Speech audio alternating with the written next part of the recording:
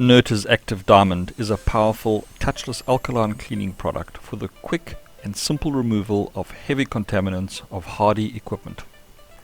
This product should be applied between 1 and 2.5% through either a Suttner ST73 foamer or through one of our pressure washer attached downstream chemical injectors.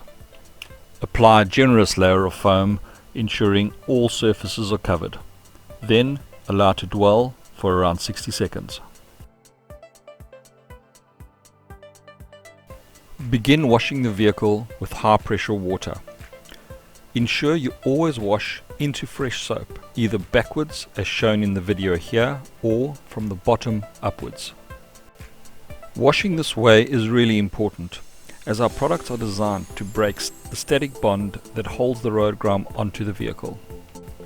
Should you wash from the top down, you would simply rinse the soap off the vehicle without effectively removing the grime. Use the high pressure water in a neat overlapping pattern to get an even stripe-free result. Once complete, rinse the vehicle from the top to the bottom, making sure there is no residual grime or soap left on the surface. Active Diamond is a strong alkaline product and will affect soft metals like alloy bars, fuel tanks and uncoated alloy rims.